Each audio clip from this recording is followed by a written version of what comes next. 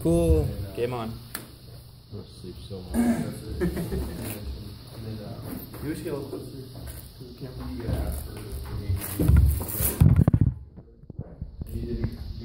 Alright, game on. Watch that. Is it going? Yeah. Alright. Camera and EMT ready to serve you. Tell me when you're ready. Ready. Save your life. Alright. You are dispatched to a family reunion at a state park for a possible stroke. Upon arriving, you find a 50-year-old woman insisting that she is fine and she is not going anywhere. Alright, BSI, is my scene safe? Yes. Alright, so nature of illness appears to be a 50-year-old female. Family is possibly concerned about a possible stroke. At this time, I request ALS. This is my only patient. It is. Is there any reason for me to suspect spinal injuries? No. So, from my general impression, once again, is a 50-year-old female patient who's complaining about possible stroke.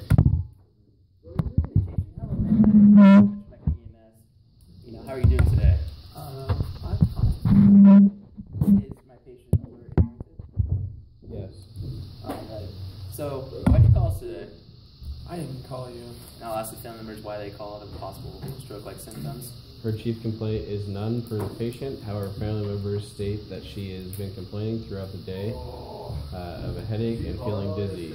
Just prior to calling 911, the patient dropped her fork on the ground and was unable to move her left side for approximately 5 minutes. Alright, so now I'll go to my ABCs. I see my patient is breathing. I'll check his airway. It might open your mouth for it, man.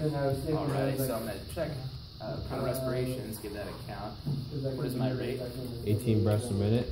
Symmetrical rise and fall of the chest. So now oscillate breath sounds. Breaths made. Did I find anything?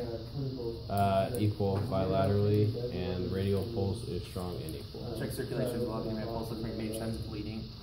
I will place the patient on a non-breather mask at 15 liters per minute. Something like this. Get this off. Okay, so now switch the patient to nasal cannula. Let's try 4 liters per Way minute. better. Way better. So, at this point, we'll be a priority transport, so we're not concerned about possible stroke-like symptoms. We're gonna try. I'm now gonna obtain a set of baseline vitals. Blood pressure.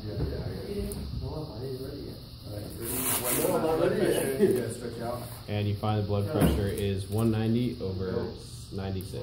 I'm gonna recheck the pulse. And, pulse is 80 beats a minute. And respirations is 18 breaths a minute. and oxygen sats. 97% on room air. You check skin temperature and color, looking for adequate perfusion. You find that it is pink, warm, and dry. Alright, so my field corrections time is that a 50-year-old female, possible stroke-like symptoms, experiencing with hypertension right now. So move on to my secondary assessments. So I've assessed her neurovascular status by checking if she's confused, oriented, possible confusion, denying the stroke-like symptoms. And assess her cardiac electrolyte sample and OPQRS2. So I'm gonna go back and get a sample history. Is there any? I'm gonna kind of assess the patient's kind of in denial and close the family if there's any better signs, symptoms. Some symptoms: headache, hypertension, dizziness. Any allergies, medications? She's also unable to move her left side. She does not have any allergies to medications. Alright. She taking any current medications? She currently takes Cardizem and Coumadin. She have any past medical history? She has an irregular heart rhythm. Regular rhythm. And when's the last time you ate or drank?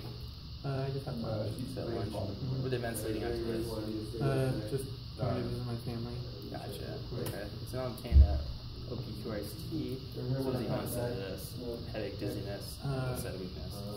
Approximately 9 minutes. Gotcha. Okay. What was it? Why would you describe the pain for me? It's a dull aching pain. Is it radiating anywhere?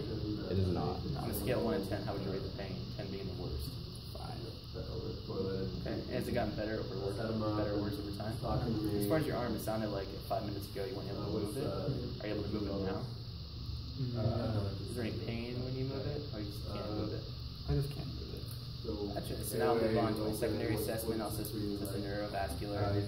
I'll set the musculoskeletal, see if assess the patient's arm, see for decapitula, see if it's broken, if she can or can't move it.